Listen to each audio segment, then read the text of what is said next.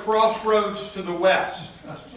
And what's happening on September 19 to make this the crossroads to the west? Western Day. That's Western Day.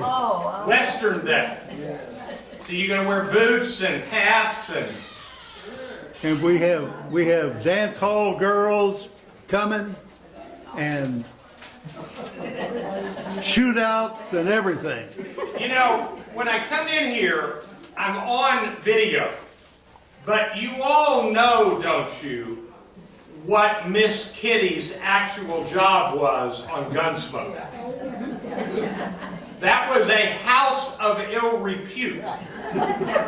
And they never worded it that way, but one of the interesting histories of the West is the addition of a house of ill repute everywhere it kept going west. So I'll make no further comment than that, but I will ask, are you going to have a house of ill repute on your Western Day? Ask David. I'm teasing, but what prompted that was the dance hall girls. Okay, let's go ahead. If any of you are new, my name is Randy Mayeau. We talk about whatever is in the news, and today there is no doubt what the news is, so let me give it to you. The stock market Dow Jones average right this second is 627.79 points down, which is 3.81%. And I'm no expert on this, but it has reached a level that they now say it's serious. And everything is down. If you were to look at my iPhone stock chart, it's in red, everything is in red, and everything is down dramatically. And as bad as it is, it's worse in China. And everything is down. Stocks are down, commodities are down, oil is down, everything is down. And so at this point, you're wanting to ask me, why is it down? And the answer is, I have no idea. But I'm going to give you a few shots at it and help us understand it a little bit. We start with China. The China stock market has dropped precipitously more than the United States stock market. And I can't do this real well. I don't draw well, but I'm going to take a stab at this. Here's China. There are basically two Chinas. There are all of the rural areas throughout China where nobody lives with a job more than subsistence farming. And so they raise their food and they eat off of the land. And over the last 25 years, people have left the farms and they have gotten jobs in urban areas building technology and making clothing for Walmart. Now, it's not just Walmart. I have an iPhone, and let me see if I can remember the way it is described. In fact, I think I can read it to you. Hold on. And this is not unimportant in this discussion. Yes. Here's what it says on the back of my iPhone. Designed by Apple in California, comma, assembled in China. Now let me tell you what that means. It means the people who figured out what makes up an iPhone all live in California. But all of the people who build iPhones all live in China. Everybody got the concept so far? And then, as you well know, they put all of these goods that they're making in China onto, and I can't draw worth a flip, but great big container ships. Now, to give you some perspective, the largest container ships are nearly as large as an aircraft carrier. But an aircraft carrier has 5,000 people who live on the aircraft carrier at any one time. 5,000 people, all of them with jobs to do. On a container ship, are you ready for this? The entire crew is 18 people. 18 people. So I'm going to oversimplify. When you see these big trucks on the road, imagine a great big piece of machinery picking up the back end of the truck, the big container that holds everything the truck is transporting, and they put it on a ship. And they just put truck after truck on the ship. And when the ship arrives in San Francisco or wherever in the United States across the ocean, then they just pick it up and put it on a train or pick it up and put it on a truck. And more work is being done by bigger and bigger machines and fewer people. So you kind of have to start with that. And then the next piece of this reminder is there's a big fancy word in business called globalization. And what it means is that now everything that happens anywhere has ripple effects everywhere. Everywhere. I told y'all a few weeks ago, we went to the Perot Museum and we saw a wonderful documentary movie called The Age of Airplanes. And I'm going to forget a couple of details of this, but they were picking roses. They were cutting roses in, I think it was Kenya, but it was definitely an African country.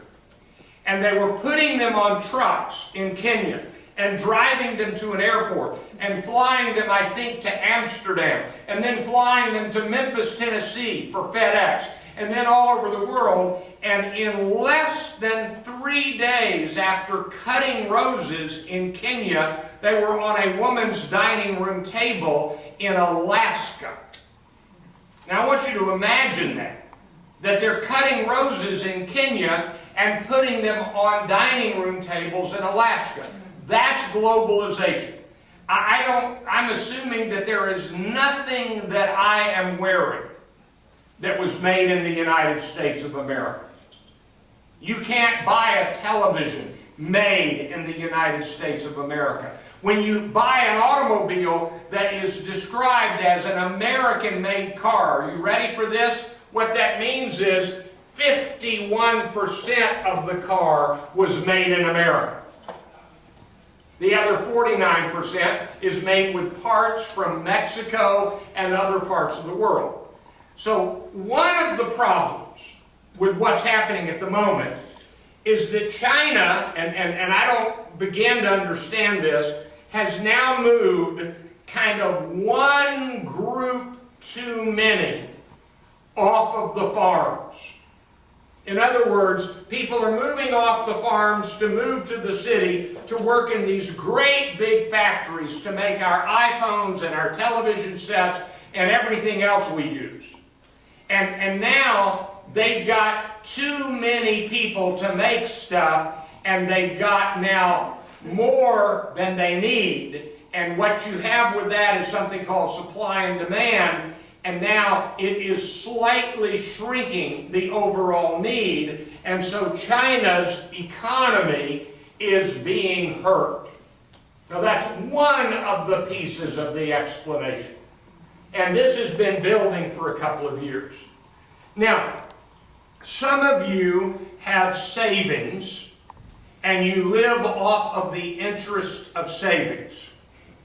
And you have been desperately wanting for the Fed to finally raise the interest rate because you haven't been making enough money on your savings. Do you understand that concept? All right. And so just a few weeks ago, a couple of weeks ago, we got word that the Fed was probably, in September, going to raise the interest rates. And it wasn't a big raise, but you would make a little tiny bit more money with your savings. Now, every expert is writing passionately saying to the Fed, whatever you do, don't raise the interest rates. Because as much as it would help you to raise the interest rate, it would hurt business to raise the interest rate. And so now, I could take you to articles today by Nobel Prize winning economists who are saying the worst mistake that could ever be made would be to raise the interest rates right now. One of the big names that you might remember is a man named Lawrence or Larry Summers. He was in the Department of the Treasury under Clinton, if I remember correctly, and then he became at some point the president of Harvard University.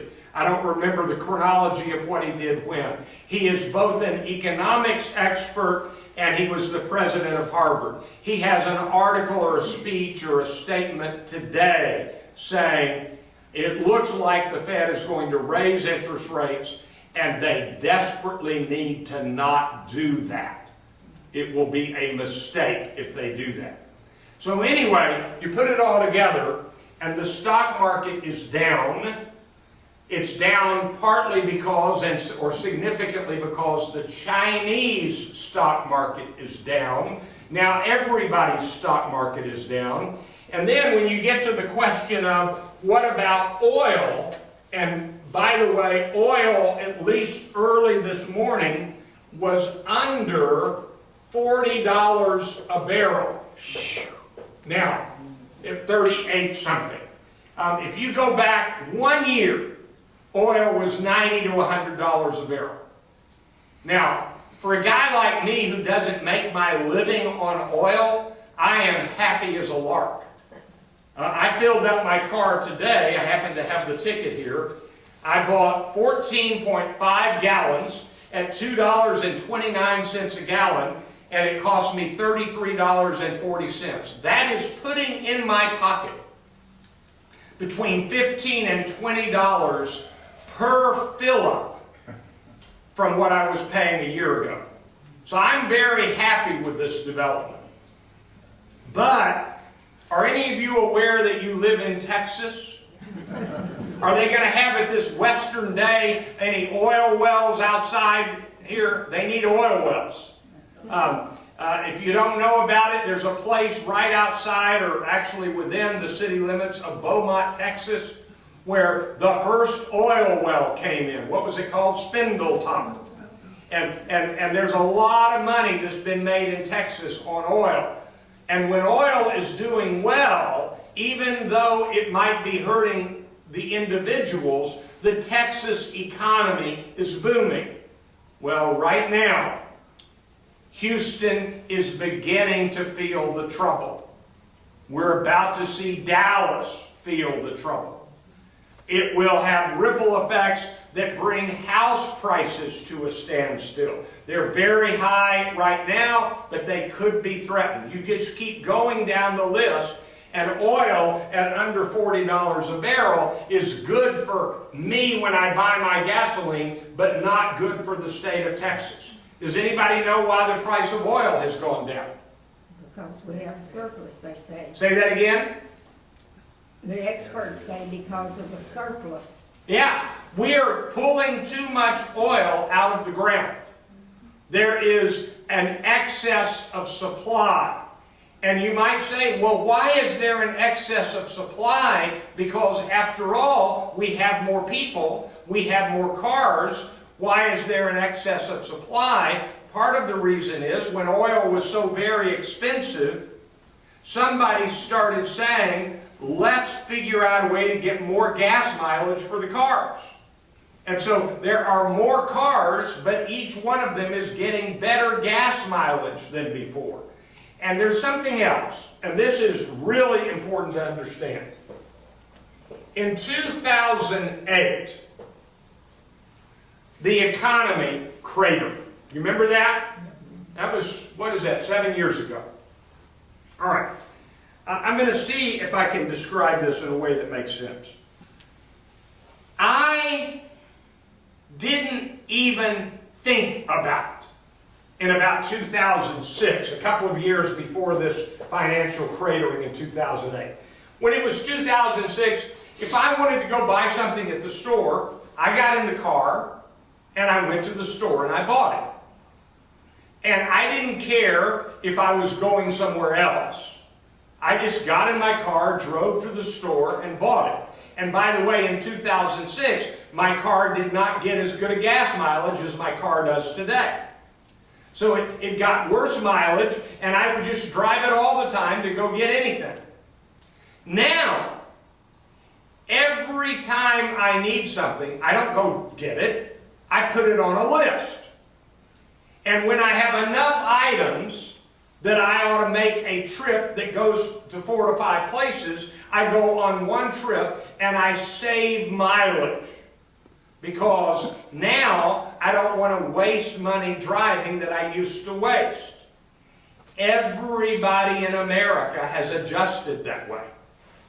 So now they don't go to Kroger and come home. They go to Kroger and then to the dry cleaners and then over here all on one trip. That is overall less gas mileage. And so we're saving money that way. And I'll tell you something else. This is pretty big. I basically never go to the store if I can get what I want on my computer. So now I order it from Amazon.com, and Amazon.com gets it to my house never longer than 2 days. And sometimes one day, and get ready for this, I can now get stuff delivered within 4 hours. So let's imagine that you, I'll describe it.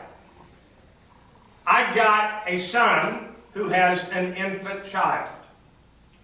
Sometimes they get nearly out of diapers. Everybody got the concept? And by the way, nobody uses cloth diapers anymore. It's all disposable diapers.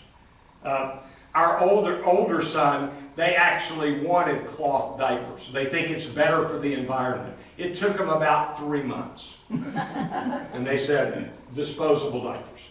So anyway, my younger son can now order diapers and get them at the house in 4 hours. So they can wait till they're nearly out, put in an order, and they'll get the diapers immediately. You add all of that together, and there's less driving, there's less use of oil, and by the way, there's more oil coming out of the ground, and this Iran deal, Iran is already pumping more oil out of the ground knowing they can sell it.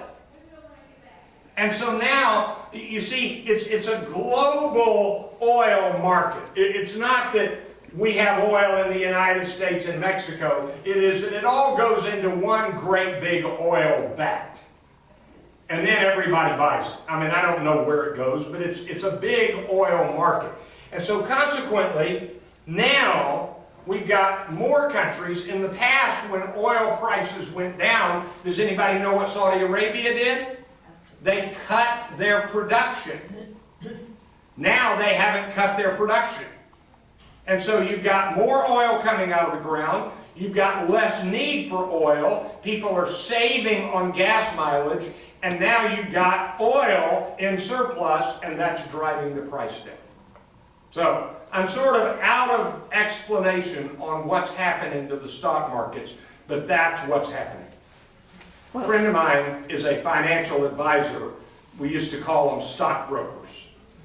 And I sent him an email yesterday, and I said, his name is Charlie, I said, Charlie, I know you had a rough day Friday. I'm sorry about that. He sent me an email today, and he said, you think Friday was tough? Look at today. So it's a tough time. Yes? I'm just going to ask if the evaluation of the Chinese money has It's all connected to that. They devalue their money against the dollar. All of that is an attempt to try to somehow prop up their own stock market. And there are articles that I read this morning that said it is too late. China can't prop up their stock market. So this is a serious moment, and it doesn't look good at the moment. Yes? What about the European situation in Greece? Okay, let me think how to describe this. Her question was, what about Europe, the Euro, the Eurozone, and Greece? The Eurozone has agreed to bail out Greece. Greece has agreed to austerity measures. Let me explain what austerity measures are. They're doing what I do with my driving. I'm implementing permanent austerity measures for my driving. I am doing no driving that isn't already needed. Now, at the moment, I would have enough money that I could do that. But that's what austerity measures are. So the Eurozone said to Greece, we're going to give you billions of euros, many billions of euros, but you've got to raise taxes a little more and cut spending a little more and not help people in need very much. And they said to, in essence, they said to Greece, and you can either do it that way or we won't help you. And their prime minister had campaigned on not accepting those kinds of measures. So Greece accepted the measures, and about 4 days ago the prime minister resigned, in essence, to call a new election. He may run again, but nobody quite knows what's going to happen to Greece. Greece is a problem, but Greece is not the problem. What everybody's worried about, and I can't draw worth a flip, but Greece is tiny. Greece is barely more people than Dallas-Fort Worth. Their economy is not as large as the economy of Miami, Florida. Greece is tiny. But if Greece were to fold, now you've got a couple of other countries in the Eurozone that might be in trouble. I think one that people are really worried about over the long haul is Spain. I'm no expert, I'm not a financial analyst, but what I have read and understood is the problem is not Greece cratering, it is if Greece craters, what happens somewhere else. Now, let me back all the way up and remind you of something just to pound it in. 100 years ago, it would not have mattered in the United States what was happening in China. Let me say that again. 100 years ago, what was happening in China would have no relevance in the United States. First of all, we wouldn't even know about it for months. But it wouldn't matter. Now what matters in China, I'm not making this up, on Saturday night, matters in the United States by Sunday afternoon, if not immediately. So that's the problem. I was just wondering if it would have been better if all the European nations had kept their own monetary system rather than going to the euro. Okay. Her question, would it have been a smarter move for the Eurozone to not go to a common currency? Okay, so I'm going to try to answer that as best I can. And the answer, of course, is who knows? You know, we don't know if it would be better. But I'm going to tell you a couple of things that will help you kind of put it in perspective. Once upon a time, I'm going to take us way back through history. How many donuts are in a dozen donuts? There are 12 donuts in a dozen donuts. What do you get when you get a baker's dozen? 13. You get 13. You know why there is a baker's dozen of donuts? Because there was a time on planet Earth where if you gave somebody 11, you could be sent to jail or had your hands cut off. So bakers would give people 13. That way, in case they miscounted, they were still giving 12. So that's the background to that. Believe it or not, I'm answering your question, whoever asked. Was that you? All right, I'm answering your question. There was a time in human history before countries agreed, within countries and between countries, on standard measurements.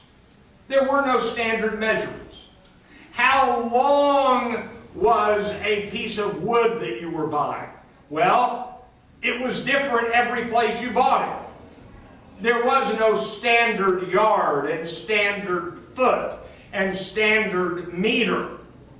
And countries had to develop internal to countries their own measurements, and then they had to agree on international measurements. And until that happened, there was no way to build a joint economy. People have to agree on measurements. So, and then, by the way, I don't have time to do this, but there are still countries where it is against the law to own private property.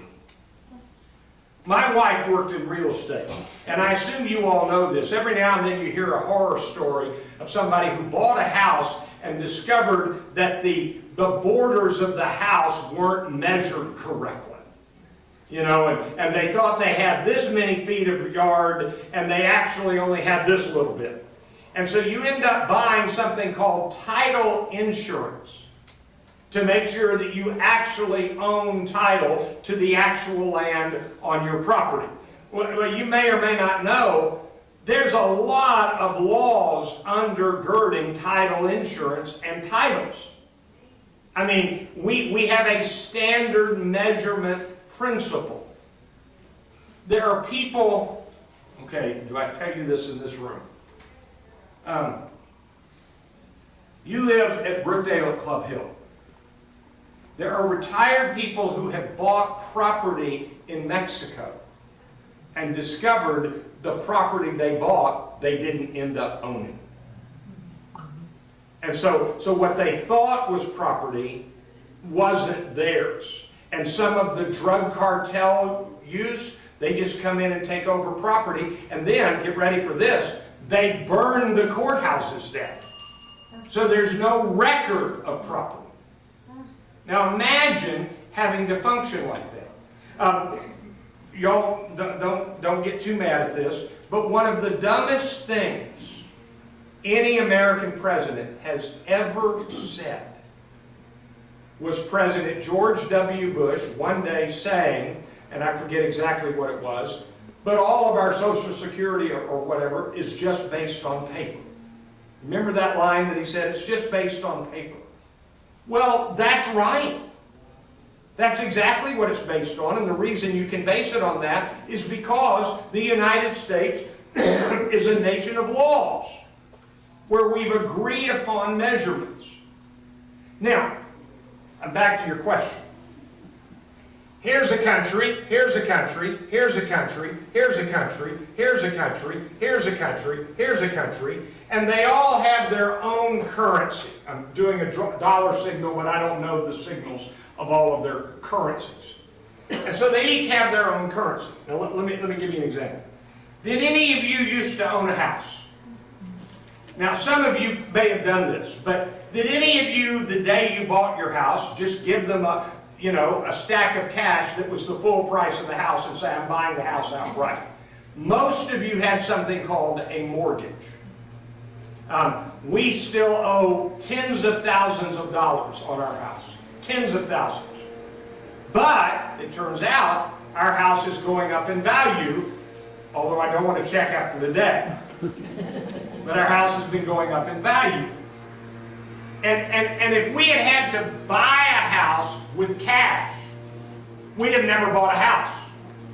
We would have never had that much cash.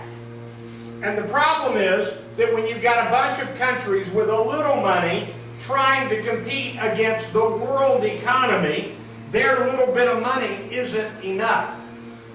And so what happened was the Eurozone said to a bunch of countries, let's make one big, new, and this is my language, not theirs, money country. We're going to make a new country, not an actual country, but we're going to act like one big country when it comes to money, and they created the euro for the Eurozone. Now here's the problem. Do all of you know how the United States survived after the crash of 2008? Do all of you know the simple answer? Anybody want to give it to me? Borrowed money from China. Nah. But some of it ended up being paid for by China. Obama ordered paper money made, that we used the paper money. We That printed didn't money. have. We printed money. We printed money. We had fancy terms for that, quantitative easing, etc. But they all mean the United States had this big a bag of money, and now we're going to sign a little magic document, and now we've got this big a bag of money. Now, at the beginning of the United States, this is hard to remember. We couldn't have done that. Anybody know why? Because states had separate currency. At the very beginning, one of the debates was there going to be a Virginia currency and a Delaware currency and a New York currency? And one of the early decisions they made was, no, we're going to have a common currency. Now, anybody can print money. The Confederate States of America printed money. The problem is that the Confederate States printed money, and then they didn't have a government to support it. They fell apart. Confederate States money became worth less.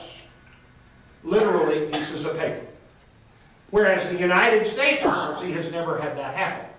Now go back to the question of the Eurozone. The United States can print money, but Greece can't print money because they're part of the Eurozone. It is the governing body of the Eurozone that can decide to increase the euro money supply. So no, when an individual country gets in trouble in the Eurozone, like Greece, they can't print any money. And that means they're in trouble. So I've given you more than I really know about economics, but that's kind of what's happening at the moment. The bad news is, while we've been talking, we rebounded. 20 minutes ago, the stock market was down 627 points. Now it's down only 461 points. So we've made a little money here in the last 20 minutes. But what they call that is incredibly volatile and not good. Not good. Okay, is that enough on that? Yeah. All right, yes. I'm always hearing about our indebtedness to China. Yes. Can you explain that? I can explain it, but I want to say something about it. So let me explain that we didn't get on purpose in debt to China. What we did was we printed money. And what we mean by that is that we create money, and then we also make it possible for companies and countries, including China, to buy U.S., I'm going to use an old word, U.S. bonds. You remember the old saving bonds? All right. Let's say that the United States wants to raise some money, and so the way they do it is they say to the United States people, hey everybody, we need some more money, will you buy a savings bond? And every time somebody buys a savings bond, they're loaning $25 for a $25 savings bond to the U.S. government. So that's what a savings bond is. It's loaning money to the U.S. government. So what happens is when the United States needs more money, they print more bonds and they announce to the universe of countries and companies and individuals who wants to loan us money by buying a bond. So, if any of you ever had a T-bill, that's what this is. You are loaning the U.S. government that amount of money. So that China purchases U.S. securities, and in the process, we end up owing China because they have the savings bonds. Now, why are they buying our savings bonds?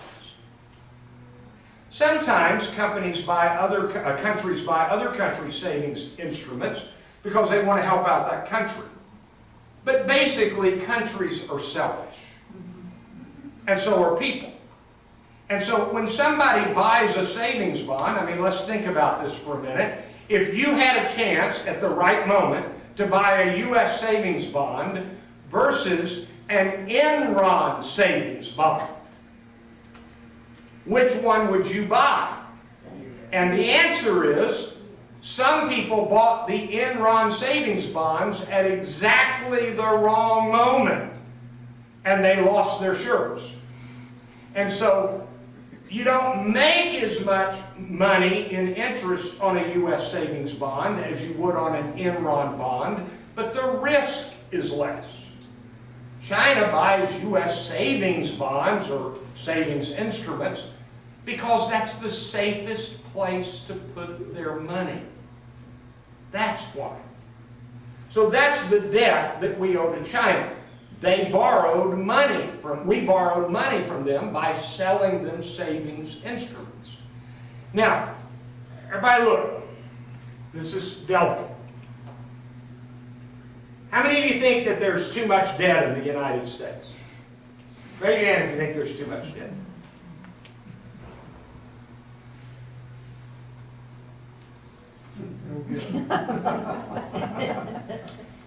You've been sold a bill of goods. If you compare the amount of debt in the United States to every other country in the world, including healthy countries with healthy economies, we have just about the lowest ratio of debt on planet Earth among developed economies. We are in better shape than anybody. Now you're saying, but we owe trillions of dollars. That's irrelevant. You know, my current car, I borrowed $21,000 to buy my car. When I bought my first car, I borrowed $2,900 to buy my first car. That first one was a Mercury Comet. This is a Chevy Cruze. And so, does it sound like $21,000 is more debt than $2,900? Yes. But when I bought a car for $2,900, gasoline was 29 cents a gallon.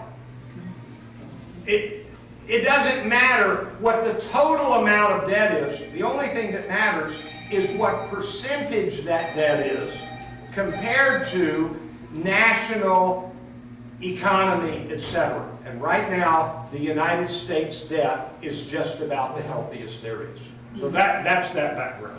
But what happened to the gold standard? We used to back up what we printed money on the gold or the silver standard, whichever it was. That disappeared long before I was born.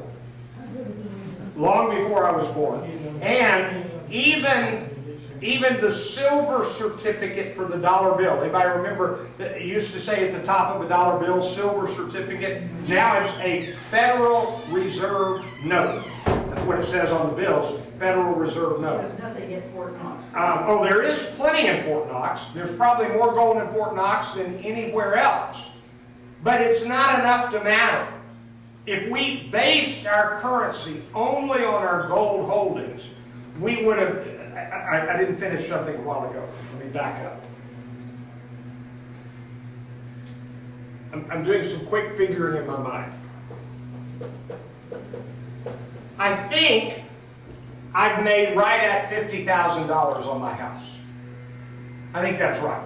I think if I sold it today, I think I would have $50,000 that I did not have before.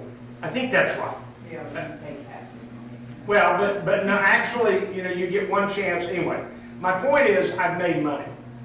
I could not have done that if I hadn't borrowed money for almost the entire worth of the property. So in other words, borrowing money is the way, Americans believe in this, is the way you build wealth.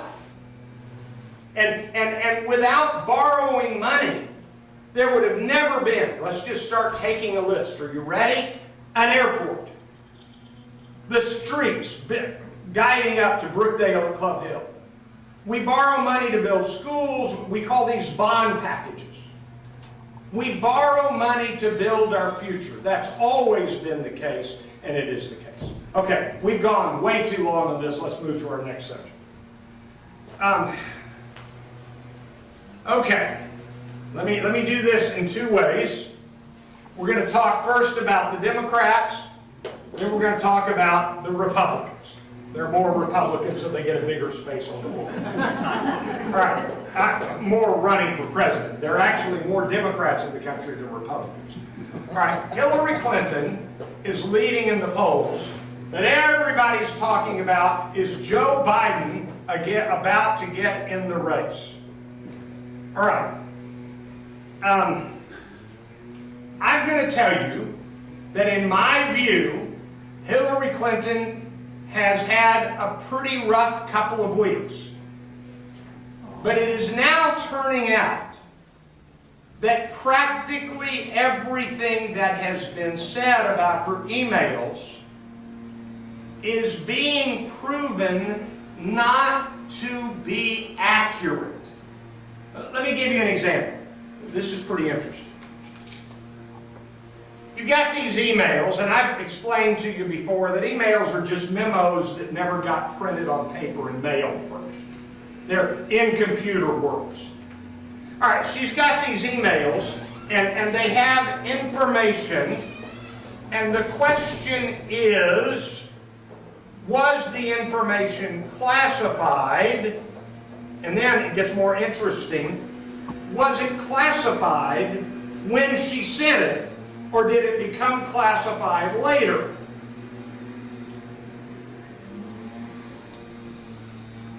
Have you heard that there are Republicans investigating her in Congress? You heard anything about that?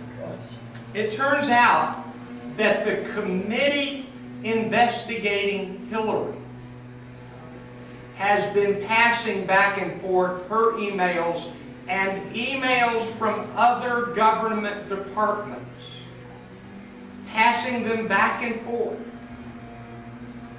And then later they became classified. In other words, all of the things they said about what she was doing wrong, the Congressional Committee was doing wrong. Isn't that interesting?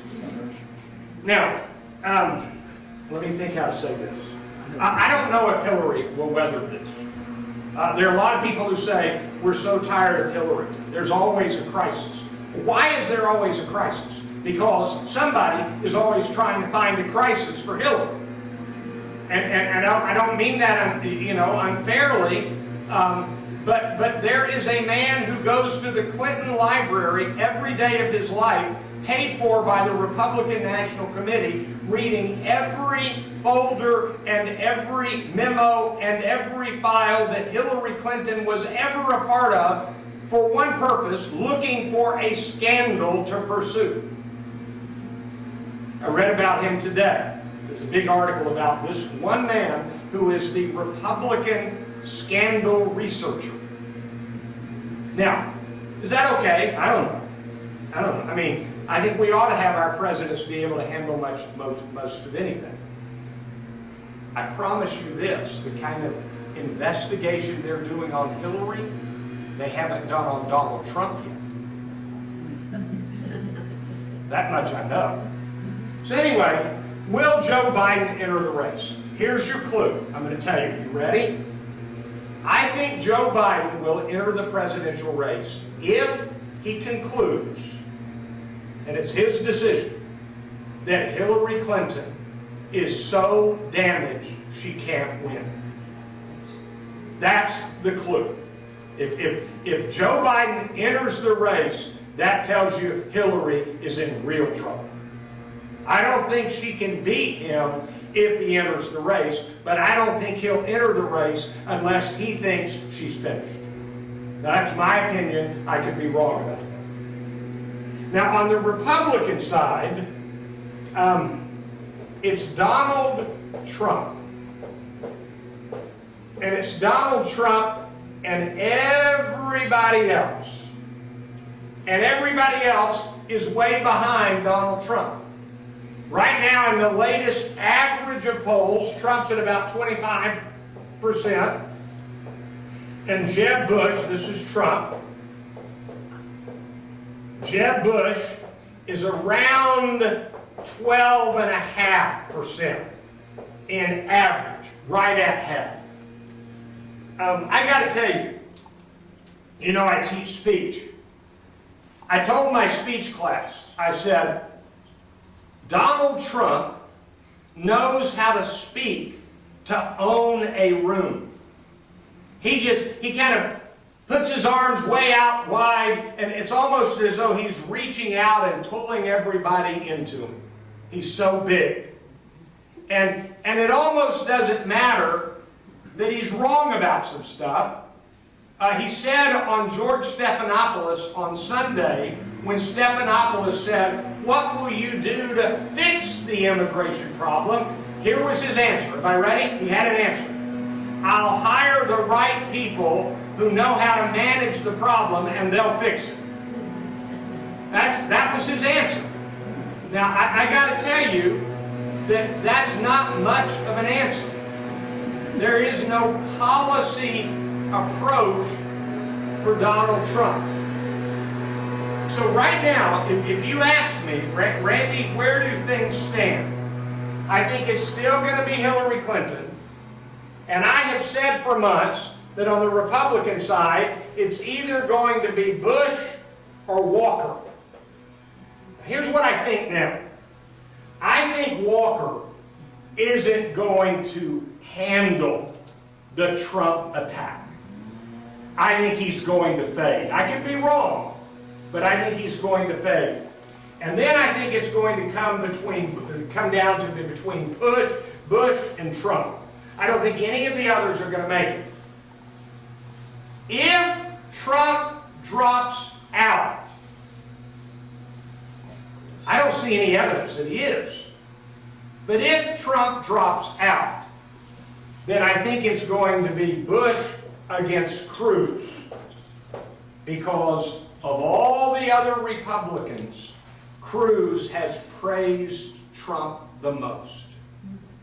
And he will get the Trump followers who are looking for somebody new, if Trump drops out. But right now, I think it's between Bush and Trump. And I don't see Bush doing super well against Trump. If he beats Trump, it's because the rest of the Republican voters are saying, we really don't want Trump. So it's kind of interesting. Couple of footnotes before we end today. Jimmy Carter taught his Bible class yesterday. Overflow crowds. Whether you like Jimmy Carter's politics or not, I've said before and I'll say it again, he's the best man we've had as president in my lifetime. If I wanted somebody to respect as a human being, it would be Jimmy Carter. He's just remarkable. And he said, if you haven't heard it, he has spent a lot of years trying to get rid of the guinea worm. I don't even know much about the guinea worm, but it is deadly in the poorest parts of Africa. And he says his goal in life is to die after the last guinea worm has died. What a great way to describe what you're aiming for in your life. So that's Jimmy Carter. And then, I don't really know what to say about this,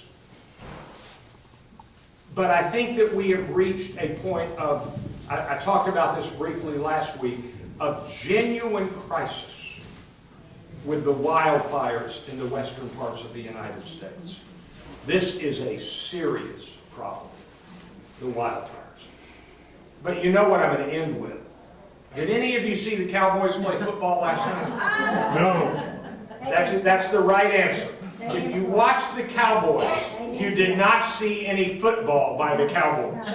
They were terrible last night. And did you see that guy who was the punt returner on the 49ers? I don't remember his name, but he was really good. And here's the story about him. He had never played American football until this year. He's an Australian rugby player. And boy, did he look good. Just amazing. We have our reading group Wednesday. I'm deciding between 2 or 3 readings. We meet at 3 o'clock in the library Wednesday. I will have the readings here tomorrow. Check with Charmaine. Thank you all. Thanks for coming. This is a great group. If I were you, I would not invest too much money this week in the Chinese stock market. I'll see you next time.